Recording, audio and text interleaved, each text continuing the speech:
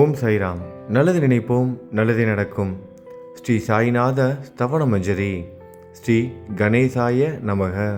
எல்லாவற்றிற்கும் ஆதாரமானவனே, மயூரேச்சவரா, எல்லாவற்றிற்கும் சாட்சியாக விளங்குபவனே, கௌரியின் புதல்வனே, எண்ணங்களுக்கெல்லாம் அப்பாற்பட்டவனே, பெருத்த வயிறுடையவனே, ஸ்ரீ கணபதியே என்னை காத்தருள்வீர்.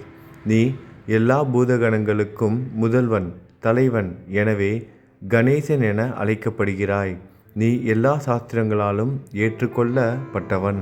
புனிதமான முகமுடைய பாலசந்திரனே, சாரதே, வாக்கின் தெய்வமே, நீ வார்த்தைகளுக்கெல்லாம் தலைவி, உலகின் உயிரோட்டத்தின் காரணகர்த்தாவே, நீ படைப்பாளிகளின் இறைவி, நீ எப்போதும் இத்தேசத்தின் அணிகலன், எங்கும் நிறைந்து இருக்கும் எல்லையில்லாத சக்தியே, உலகின் தாயே, உன்னை வணங்குகிறேன். பூரண முழுமையான பரபிரம்மே, மகான்களுக்கு பிரியமானவனே, பண்டரிநாதன் உருவில் வெளிப்பட்ட அவதாரமே, நீ அன்பு கடவுள், எல்லையற்ற கருணையுள்ளம் கொண்டவனே, பாண்டுரங்கா நரஹரி. பொம்மலாட்டக்காரன் தன் கையிலுள்ள கயிற்றால் பொம்மைகளை ஆட்டுவிப்பது போல் பிரபஞ்சம் எங்கும் நிறைந்து நின்று உலகை ஆட்டுவிக்கும் ஒரு பொம்மலாட்டக்காரன். உன் மெய்ப்பொருளை உய்த்துணர அறிவியல் ஏடுகளும் புனித நூல்களும் இன்னமும் முயன்று கொண்டுதான் இருக்கின்றன. மெத்த படித்தவர்களுக்கு நீ வெளிப்பட்டதே இல்லை. சக்கரபாணியே, அத்தகைய அறிவற்றவர்கள் வெறும் வார்த்தை ஜாலங்களிலேதான் சிக்குண்டவர்கள். மகான்கள் மட்டுமே உன்னை உணர்வார்கள். மற்றவர்கள் குழப்பமடைந்து உள்ளார்கள். உனக்கு பக்தியோடு கூடிய சாஷ்டாங்க நமஸ்காரத்தை செய்கிறேன். 5 முகங்கள் கொண்ட சங்கரனே, மனித மண்டை ஓடுகளாலான மாலை அணிந்தவனே, நீலகண்டனே, திகம்பர ஓங்கார வடிவானவனே, பசுபதியே, எல்லா நேரங்களிலும் எவருடைய உதடுகள் உன் பெயரை உச்சரிக்கிறதோ அவர்களது உலகியல் துன்பங்கள் உடனடியாக நீங்கிவிடும். ஜடாமுடியை தரித்த சிவனே, உன் நாமத்தின் சக்தி அத்தகையது. உன் பாதங்களை வணங்கி நான் சாயி புகழை கூறும் இந்த துதியை எழுதுகிறேன். இந்த அருட்பணி முழுமையடைய எனக்கு அருள்வாயாக. நீலகண்டா, ஆலகால விஷமுண்ட சிவனே. இப்போது அத்ரி மகரிஷியின் புதல்வரான தத்தாத்திரேயரையும் குலதெய்வமான இந்திரனையும் துக்காராமையும் எல்லா ஞானிகளையும் பக்தர்களையும் பணிகிறேன். சாயிநாதா, உனக்கு வெற்றி கிட்டட்டும். பாவிகளை கடைத்தேற்றும் கருணை உள்ளவரே, உங்கள் பாதங்களில் என் தலையை வைத்து இருத்தி வேண்டுகிறேன். உன் பாதுகாப்பை எனக்கு அருள்வாய். நீ முழுமையான பரபிரம்மம், ஆனந்தத்தின் இருப்பிடம். நீயே விஷ்ணு, மனிதர்களுள் தலை சிறந்தவர். மன்மதனை எரித்த உமையொரு பாகனும் நீயே.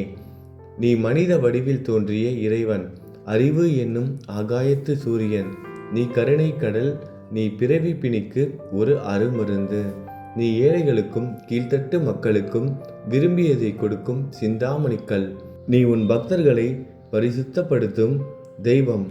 உலக வாழ்க்கை என்னும் சம்சார கடலில் மூழ்குபவர்களை காப்பாற்றும் ஓடம். நீ அஞ்சுபவர்களின் புகலிடம். நீ இந்த பிரபஞ்சம் தோன்ற முதற் காரணமான பரிசுத்த பேரின்ப பேருணர்வு சைதன்யம். நீ கருணையே உருவானவன். உனது பலவிதமான வெளிப்பாடுகளில் இந்த உலகமும் ஒன்று. நீ பிறப்பற்றவன், சாவும் உன்னை தொட முடிவது இல்லை. என் நீண்ட ஆழமான சிந்தனைக்கு பின் வெளிப்பட்ட கருத்தே இது. பிறப்பு இறப்பு என்பவை அஞ்ஞானத்தால் தோன்றும் வெளிப்பாடே. மகாராஜா, நீங்கள் இறப்பும் பிறப்பும் மற்ற சுதந்திர பறவை. தண்ணீர் நீரூற்றாக தோன்றினால் அதன் ஆதாரம் அங்கு இருப்பதாக அர்த்தமா? ஏற்கனவே அங்கு அது நிரம்பி இருந்தது. பூமியின் உள்ளே இருந்தது, ஊற்றாக வெளியே வந்தது, அவ்வளவுதான். மணற்படுகையில் நீர் ஊற்றாக வெளிப்பட்டதும் அது நீரோடை என்ற பெயர் பெற்றது. அதன் சரியான பெயர் ஊற்று. தண்ணீர் இல்லாவிட்டால் அது வெறும் மணற்படுகையே. அந்த மணற்படுகையில் தண்ணீர் ஊற்றாக வந்தாலும் அல்லது வற்றி போனாலும் தண்ணீருக்கு அதனால் ஒன்றும் ஆவது இல்லை. ஏனென்றால் தண்ணீர் அந்த மணற்படுகைக்கு எந்த விதமான முக்கியத்துவமும் கொடுப்பது இல்லை.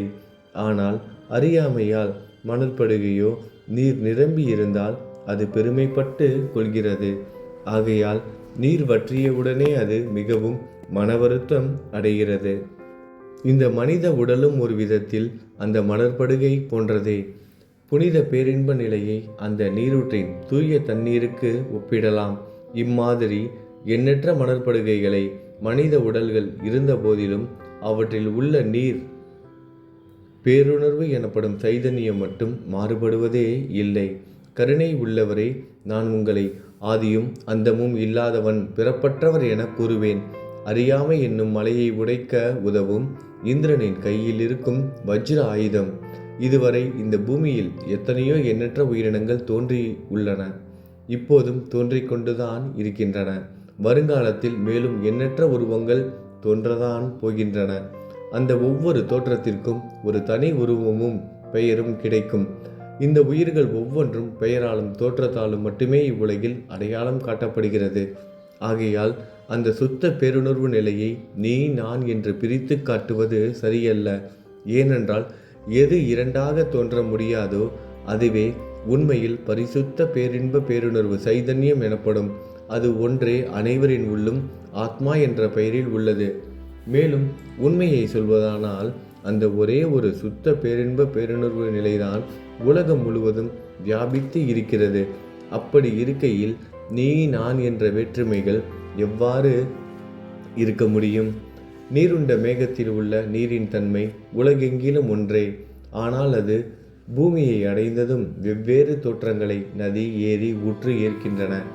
கோதாவரி மணற்படுகையில் விழும் நீர் கோதாவரி நதி என்றழைக்கப்படும். அதே சமயம் கிணறு ஒன்றில் விழும் நீருக்கு அந்த சிறப்பு தகுதி கிடைப்பது இல்லை. கோதாவரி நதி மிகவும் புனிதமானது. நீங்கள் அதில் உள்ள நீரை போன்றவர். நாங்கள் குளம், குட்டை, சகதியில் உள்ள நீர் போன்றவர்கள். நம் இருவருக்கும் இடையே உள்ள வித்தியாசம் இதுதான். உங்கள் வாழ்வின் குறிக்கோளை அடைவதற்கு நாங்கள் உங்களிடம் வர வேண்டும். கூப்பிய கரங்களுடன் சரணடைய வேண்டும். ஏனென்றால் நீங்கள் ஒருவரை புனிதத்தின் உறைவிடம். புனிதமடைந்த கோதாவரி நதி மணற்பரப்பில் மழைநீர் பாயத் தொடங்கும் பொழுது அந்த நீர் புனித தன்மையை அடையும். அதை வெறும் தண்ணீராக மட்டும் கருதினால் அந்த தண்ணீர் தான் எல்லா இடங்களிலும் இருக்கிறது. கோதாவரி நதி தீரம் முழுவதும் புனிதமாக கருதப்பட்டது. பூமியின் அந்த மணற்பகுதி அதன் புனித தன்மையை நிர்ணயம் செய்கிறது. தான் பழகும் மக்களின் தன்மைக்கேற்ப மக்கள் குணம் மாறுபடுகிறது. புனித ஆத்மாக்களின் செருகையால் அவர்களுடன் சேருபவர்களின் ஆத்மா ஒளிவிடத் தொடங்குகிறது. இல்லாவிட்டால் அது மாசுபட்டே இருக்கும். நீருண்ட மேகத்தினின்று கீழே விழுந்த நீரின் புனித தன்மையை எந்த பூமியின் பகுதி மாற்றவில்லையோ அந்த பகுதியை சாஸ்திரம் அறிந்தவர்கள் கோதாவரி என்று கூறுகிறார்கள். மற்ற பகுதியில் விழுந்த நீர் அந்த பகுதியில் உள்ள மண்ணின் குணத்தை ஏற்றுக்கொண்டது, புனித தன்மையை இழந்தது. மேகத்தில் இருந்த பொழுது பரிசுத்தமாக இருந்த நீர் அசுத்தமாகவும் கசப்பாகவும் உப்பாகவும் மாறிவிட்டது. 6 வித உட்பகைகளை அகற்றி காமம், கோபம், பேராசை, வெறுப்பு, அகங்காரம், பொறாமை புனித உடலெடுத்து வந்த குருதேவா தங்களை புனித மகான் என்று அழைப்பதே சாலப் பொருந்தும். ஆகவே நீங்களே புனித கோதாவரி. நீங்கள் புடம் போடப்பட்டதாலேயேதான் நான் உங்களை புனித கோதாவரியாக உருவகம் செய்கிறேன். இயங்கும் அத்தனை படைப்புகளிலும் நீங்கள் சிறப்புற முதன்மை பெறுகிறீர்கள். பிரம்மா உயிர்களை படைக்க ஆரம்பித்ததிலிருந்தே உலகம் தோன்றியது முதல் கோதாவரி நதி இருக்கிறது. நீர் நிறைந்து பாயும் அந்த நதியில் இன்று வரை தண்ணீர் வற்றியதே இல்லை. ராவணனின் எதிரியான ராமர் கோதாவரி நதியின் கரைக்கு வந்தபோது ஓடிக்கொண்டிருந்த தண்ணீர் இன்று வரை அதே இடத்தில் எப்படி இருக்க முடியும் என்று சற்றே யோசித்து பாருங்கள். கோதாவரி நதியின் மணற்படுக்கை மட்டும் அதேதான். தண்ணீர் கடலை சென்றடைந்து விட்டது. ஆனால் அந்த கோதாவரி நீர்ப்படுகையுடன் புனிதத்தன்மை மட்டும் என்றுமே மாறாமல் இன்று வரை அப்படியே உள்ளது. ஒவ்வொரு வருடமும் பழைய நீர் வெளியேறி புதிய நீர் அதற்குள் பாய்கிறது. உங்களுக்கு தெரிந்த வாழ்க்கை நீதிதான் அது. ஒரு நூற்றாண்டை ஒரு ஆண்டாக கணக்கிட்டால் அந்த நூற்றாண்டில் தோன்றிய முனிவர்கள் பாயும் நீரை போன்றவர்கள். அவர்களில் மிகப்பெரிய மகான்கள் அந்த நீரில் தோன்றும் அலைகள் போன்றவர்கள். இந்த புனித கோதாவரி நதியில் முந்தைய நூற்றாண்டுகளில் சனாதர், சனதர், சனந்தனர் போன்ற மகான்கள் வெள்ளமாக தோன்றினார்கள். பிறகு நாரதர், தும்ரு, துருவன், பிரகலாதன், மகாபலி சக்கரவர்த்தி, சபரி, அங்கதன், வாயுகுமாரனான அனுமான், விதுரர், கோபர்களும் கோபியர்களும் வெள்ளமாக தோன்றினர். இவ்வாறு இன்று வரை கடந்த நூற்றாண்டுகள் ஒவ்வொன்றிலும் ஒன்றன் பின் ஒன்றாக மகான்களாகிய வெள்ளம் தோன்றியது. அவற்றையெல்லாம் என்னால் ஞாபகப்படுத்தி கூற முடியவில்லை. சாயிநாதா, இந்த நூற்றாண்டில் 19ஆம் நூற்றாண்டு புனித கோதாவரி நதியில் சந்தேகத்திற்கு இடமில்லாமல் நீங்கள் வெள்ளமாக பாய்ந்தீர்கள். எனவே உமது தெய்வீகமான பாதங்களை வணங்குகிறேன் மகாராஜா.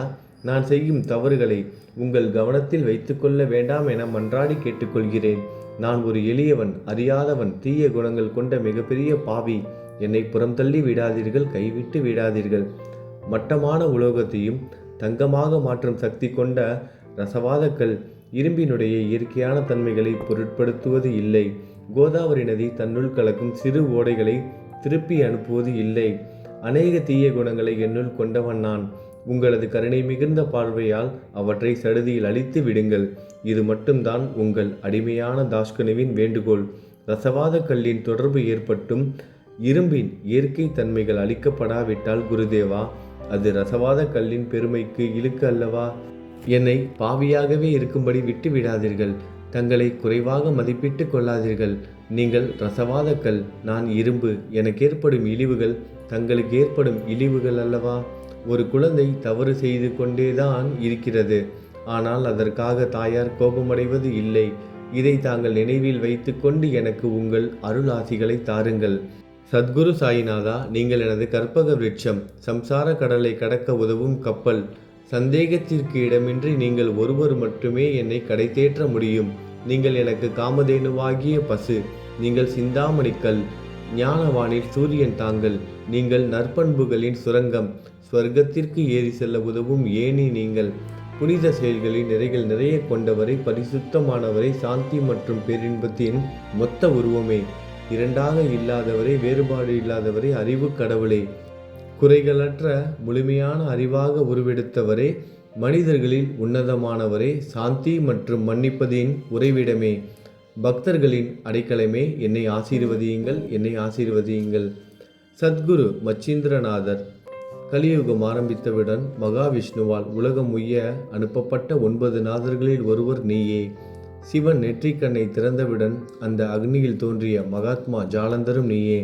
நீங்கள் மகாராஷ்டிராவில் தோன்றி பக்தி மார்க்கத்தை பரப்பிய ஞானிகள் நிவர்த்திநாதர், ஞானேஸ்வரர், கபீர்தாசர், ஷேக் முகமது, ஏகநாதர்.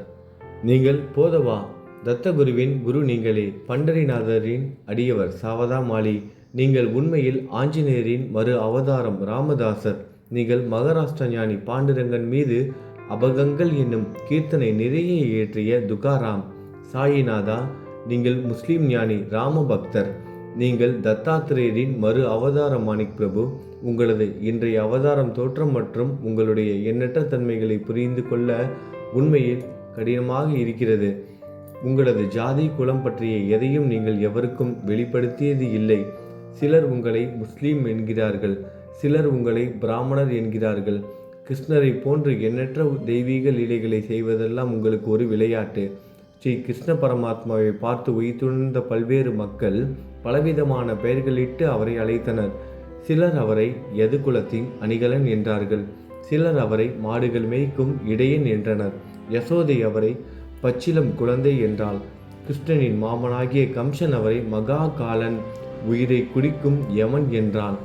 அர்ஜுனன் அவரை எங்கும் நீக்கமர நிறைந்துள்ளவர் என்றான். அவ்வாறே குருநாதா, ஒவ்வொரு மனிதனின் மனநிலைக்கு ஏற்ப, அவரவர் எண்ணங்களுக்கு ஏற்ப உங்களுக்கு பெயர்களை சூட்டினார்கள். மசூதி நீங்கள் வாழும் இருப்பிடம். உங்கள் காதுகள் குத்தப்படவில்லை. இந்து மத வழக்கப்படி காதுகள் குத்தப்பட வேண்டும். பாத்தியா ஓதுவதை பார்த்து நீங்கள் முஸ்லீம் என்று கூறுவது பொருத்தமானதே. கருணாமூர்த்தியே, அதேபோல் நீங்கள் அக்னியை வழிபடுவதை பார்த்து நீங்கள் ஒரு இந்து என்று முடிவு செய்யப்பட்டது. இந்த வெளிப்புற வித்தியாசங்களை வீண் விவாதம் செய்யும் எண்ணம் கொண்டவர்களே விரும்புவார்கள்.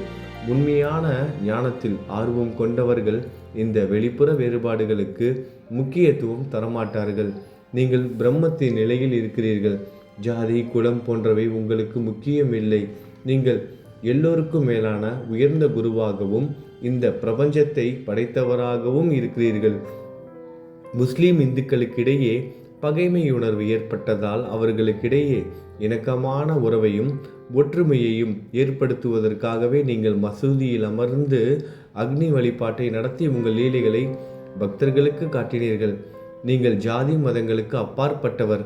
நீங்கள் பிரம்மமே. உண்மையில் அதுவே நீங்கள் உண்மையில் எண்ணங்களுக்கும் அப்பாற்பட்டவர். உங்களை பற்றிய வாத பிரதிவாதங்கள், ஊகங்கள், ஆதாரம் இல்லாத கருத்துக்கள் நடமாடும் இடத்தில் என் வார்த்தைகளுக்கு முக்கியத்துவம் எப்படி கிடைக்கும்? ஆனால் உங்களை பார்க்கும் பொழுது என்னால் மௌனமாக இருக்க முடியவில்லை.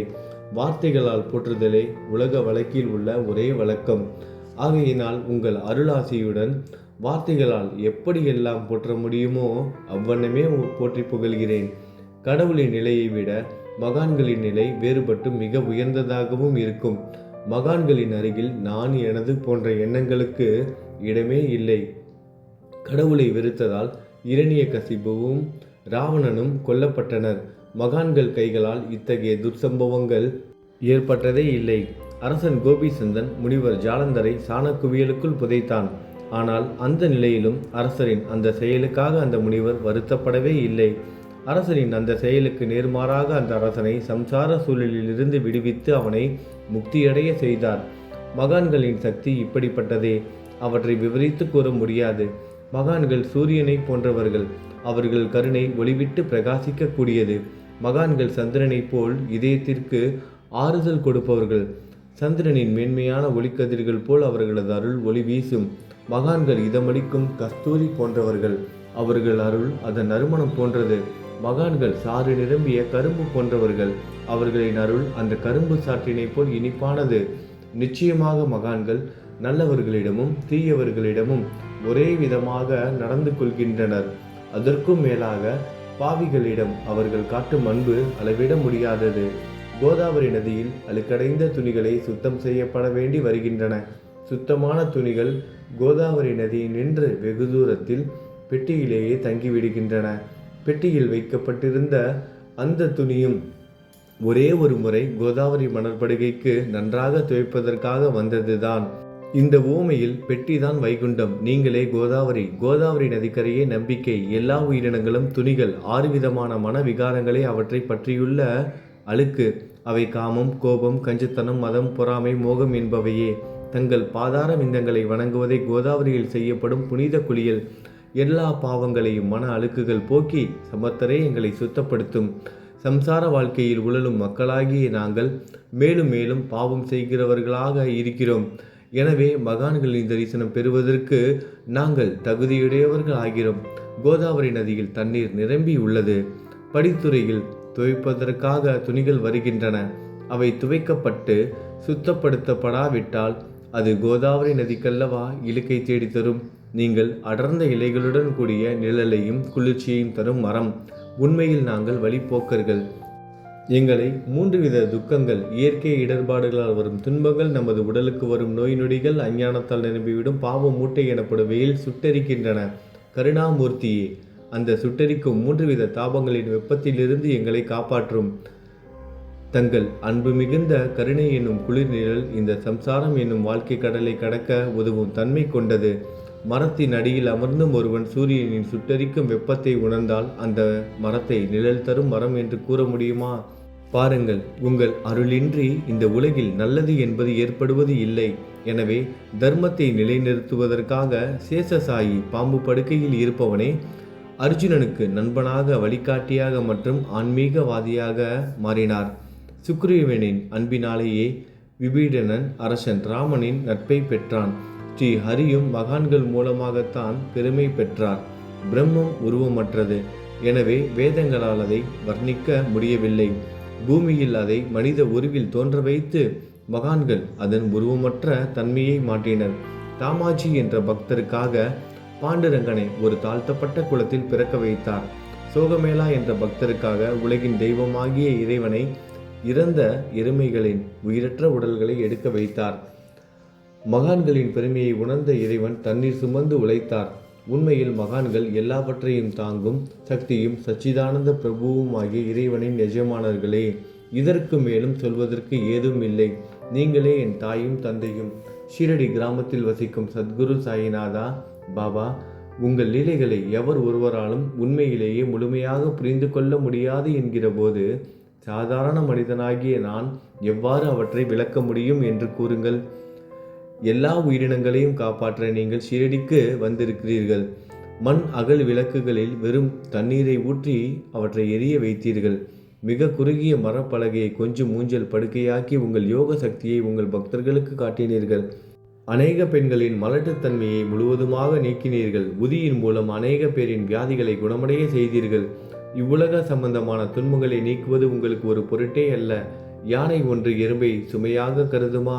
குருராயா, இப்பொழுது இந்த எளியவன் பால் கருணை காட்டுங்கள். உங்கள் பாதங்களில் சரணடைந்து விட்டேன். என்னை திருப்பி அனுப்பி புறம் தள்ளி விடாதீர்கள். மகாராஜ், நீங்கள் அரசர்களுக்கெல்லாம் அரசன். நீங்கள் குபேரனை விட செல்வம் அடைந்தவர். நிச்சயமாக தன்னிகரற்ற வைத்தியர். உங்களை விட மேலானவர் எவரும் இல்லை. மற்ற கடவுள்களை வணங்குவதற்கு தனித்தனியாக பூஜை பொருட்களும் வழிபாட்டு முறைகளும் உள்ளன. ஆனால் உங்களை வணங்குவதற்கு தகுதியான பொருட்களே இந்த உலகில் இல்லை. சூரியனின் ராஜ்யத்தில் தீபாவளி பண்டிகையை கொண்டாடுவது என்றால் எவ்விதமான பொருட்களை கொண்டு அதை கொண்டாடுவோம்? சமுத்திரத்தின் தாகத்தை தணிக்க பூமியில் போதுமான தண்ணீர் கிடைக்காது.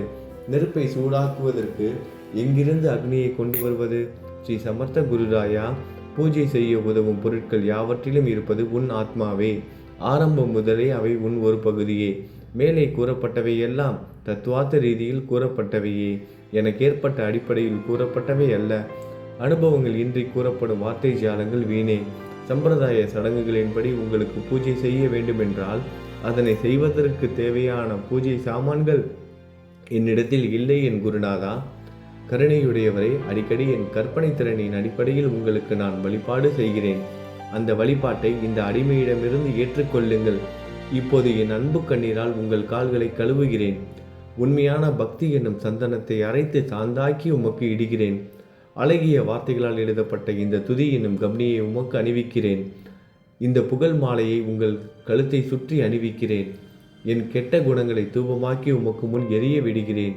தீய குணங்களின் கூட்டுப்பொருளே ஆனாலும் அது எரியும் போது அதிலிருந்து தீய வாசனை எழுவது இல்லை. சத்குருவுக்கு முன்பு இல்லாமல் வேறு எங்காவது இந்த தூபம் எரிய விடப்பட்டால் அங்கெல்லாம் அந்த தூபத்தின் நிலை கீழே கொடுத்த மாதிரி ஆகும். அதாவது சாம்பிராணியை நெருப்பில் போட்டவுடன் அது பொசுங்கி அதில் உள்ள நல்ல மனம் என்ற நற்குணம் அதை விட்டு மறைந்து போகிறது. சத்குருவே, உமக்கு முன் அதை எரிய விட்டால் இதற்கு மாறாக நிகழ்கிறது. தீய தன்மைகள், அழுக்குகள் அக்னியில் எரிந்து விடுகின்றன. உலகம் பார்த்து சந்தோஷப்படும் வகையில் அதன் நற்குணம் அதிலேயே தங்கிவிடும். மனதில் உள்ள தீய குணங்கள் யாவும் எரிந்த பிறகு மனம் மாசற்றதாகிறது. கங்கையில் உள்ள மாசுக்கள் நீங்கியவுடன் கங்கை புனிதமடைகிறது. மாயை, மோகம் என்ற தீபத்தை உமக்கு ஏற்றி காட்டுகிறேன். அதன் மூலம் என் மனம் வைராக்கியத்தை அடைய அருள் செய்வீராக. குருராயா, பரிசுத்தமான நம்பிக்கை என்ற சிம்மாசனத்தை நீங்கள் என்னுள் அமர்வதற்கு ஆசனமாக உமக்கு தருகிறேன். அதை பெற்றுக்கொண்டு எனது பக்தி என்ற நைவேத்தியத்தை ஏற்றுக்கொள்ளுங்கள். பக்தி என்ற நைவேத்தியத்தை ஏற்றுக்கொண்டு அதன் சாரத்தை எனக்கு கொடுப்பீராக. ஏனெனில் நான் உமது பால்குடி மாறாத பச்சிலம் குழந்தை. உங்கள் அருட்பாலில் எனக்கு உரிமை உண்டு. எனது மனதையே உமக்கு தட்சணையாக கொடுக்கிறேன். ஆகையால் நான் செய்யும் காரியங்கள் யாவற்றிலும் நான் செய்பவன் என்று உரிமை கொண்டாட முடியாது.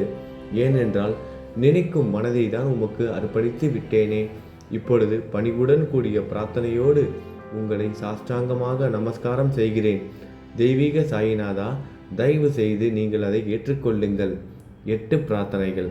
சாயிநாதா, சாந்தமான மனமுடையவரே, அறிவின் சிகரமே, அன்புள்ளம் கொண்டவரே, கருணை கடலே, உண்மையின் உறைவிடமே, மாயை என்னும் இருளை அகற்றுபவரே, ஜாதி மதங்களுக்கு அப்பாற்பட்ட துறவியே, எங்களின் புரிந்து கொள்ளும் திறமைக்கும் அப்பாற்பட்டவரே, அன்பின் இருப்பிடமே, ஷீரடி நாதா, என்னை காப்பாற்றும்.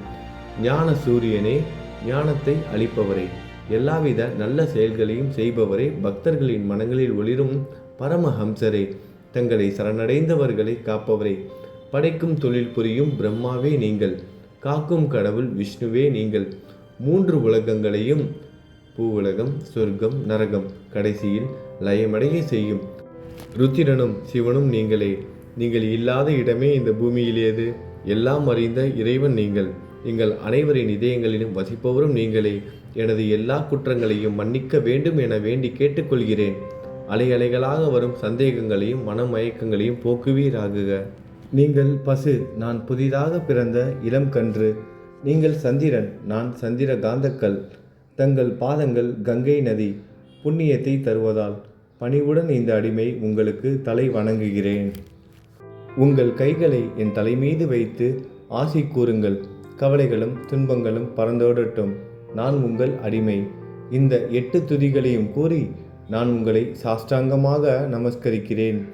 எனது பாவங்கள், துயரங்கள், ஏழ்மை யாவும் உடனடியாக விலகட்டும். நீங்கள் பசு, நான் கன்று. நீங்கள் தாய், நான் உங்கள் குழந்தை. என் மீது கடுமை காட்டாதீர்கள். நீங்கள் மேற்கு தொடர்ச்சி மலைப்பகுதி மலையகிரியிலுள்ள சந்தனம், நான் முள் அடர்ந்த புதர். நீங்கள் புனிதமான கோதாவரி நீர், நானோ பெரும் பாவி. குருநாதா, உங்கள் தரிசனம் கிடைத்த பிறகும் என்னிடமுள்ள கெட்ட குணங்கள் என்ற அழுக்கு என் மனதிலேயே தங்கி இருக்குமானால் உங்களை சந்தனம் என்று யார் கூறுவார்கள்? கஸ்தூரியின் அருகாமையில் உள்ள மண்ணும் உயர்வாக போற்றப்படுகிறது. மலரின் தொடர்பினால்தானே அதன் நாரும் தலையில் உயர்ந்த இடத்தை பிடிக்கிறது. மலரால் மனம் பெற்ற நாற்போல். மகான்களும் அப்படிப்பட்டவர்களே. அவர்களுடன் தொடர்புடைய எந்த பொருளும் மிகவும் உயர்வாக மதிக்கப்படுகிறது.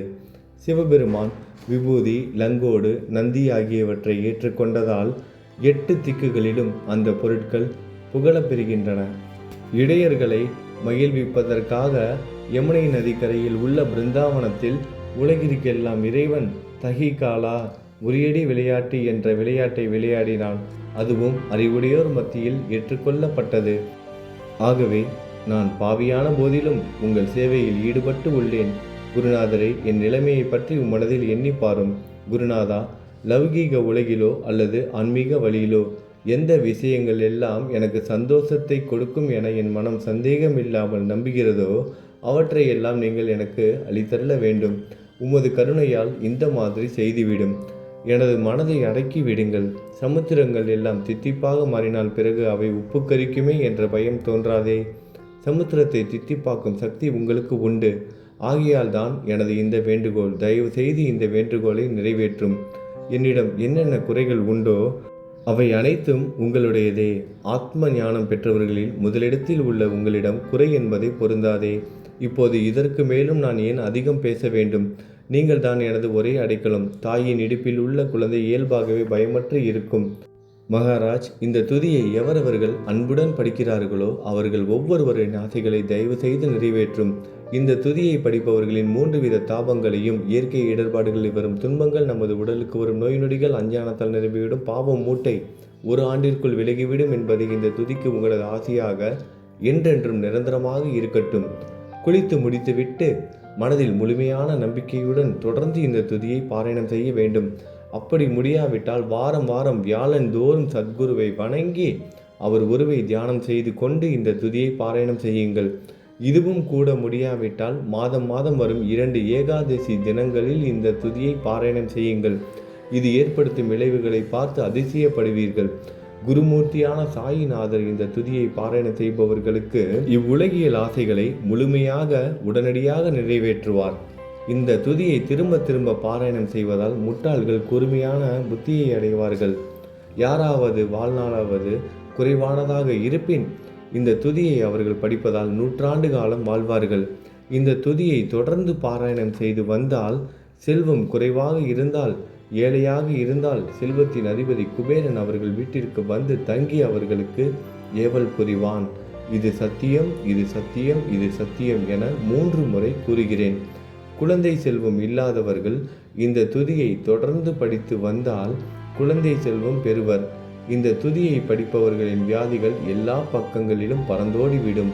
வியாதியினின்று குணம் கிடைக்கும். இந்த துதியை திரும்ப திரும்ப படிப்பதால் பயம் மற்றும் கவலை மறைந்து போகும். மதிப்பும் மரியாதையும் கிடைக்கும். அழிவற்ற பிரம்மத்தை உணர்வார்கள். பிரம்ம ஞானம் கிட்டும். அறிவுடையோரே, இந்த துதியின் மீது உங்கள் இதயங்களில் முழுமையான நம்பிக்கை வையுங்கள். சந்தேகங்கள், நம்பிக்கையின்மை, தவறான எண்ணங்கள் ஆகியவற்றிற்கு கொஞ்சம் கூட மனதில் இடம் கொடுக்காதீர்கள். சீரடிக்கு புனித பயணம் மேற்கொள்ளுங்கள். பாபாவின் தாமரை பாதங்களை மனதில் நிறுத்துங்கள். அவர் அனாதைகளின் உறவினர், பக்தர்களின் விருப்பங்களை நிறைவேற்றும் கற்பகத்தரு. பாபாவால் உணர்வூட்டப்பட்டு இந்த துதியை நான் இயற்றினேன். இல்லாவிட்டால் எவ்விதமான முக்கியத்துவமும் இல்லாத என்னால் இந்த துதியை எவ்வாறு எழுத முடியும்? சக ஆண்டு 1840, ஆங்கில ஆண்டு 1918 புரட்டாசி மாதம் வளர்பிறையில் விநாயகர் சதுர்த்தி என்று திங்கட்கிழமை 2வது யாமத்தில் சூரிய உதயத்திற்கு முன் இந்த பாமாலை நிறைவு செய்யப்பட்டது. புனிதம் வாய்ந்த நர்மதா நதிக்கரையில் இந்தூருக்கு அருகிலுள்ள ஊரான மகேஸ்வர சேத்திரத்தில் ஸ்ரீ அகல்யாதேவியின் சந்நிதியில் ஸ்ரீ சாய்நாதரை போற்றி பாடும் இந்த ஸ்தவன மஞ்சரி நிறைவடைந்தது. மகேஸ்வரம் என்ற புனித ஸ்தலத்தில் இந்த துதி நிறைவடைந்தது. ஸ்ரீ சாய்நாதர் என் மனதிற்குள் புகுந்து இந்த துதியின் ஒவ்வொரு வார்த்தையையும் என்னை கூற வைத்தார். எனது சீடன் தாமோதரன் இதை நான் கூற எழுதினான். தாஸ்கனுவாகிய நான் எல்லா ஞானிகள் மற்றும் துறவிகளின் வேலையால் எங்கும் மங்களம் பொங்கட்டும். ஸ்ரீ சாய்நாதரை போற்றி பணிவுடன் எழுதப்பட்ட இந்த ஸ்ரீ சாய்நாத ஸ்தவனமஞ்சரி என்ற துதி பாராயணம் செய்பவர்கள் சம்சார கடலை கடக்க உதவட்டும். இது ஸ்ரீ பாண்டுரங்கனுக்கு தாஸ்கனுவின் நம்பிக்கை மற்றும் பணிவோடும் கூடிய பிரார்த்தனை. ஓம் சாய்ராம். நல்லதே நடக்கட்டும். ஓம் சாய்ராம். மங்களம் சுபமங்கலம்.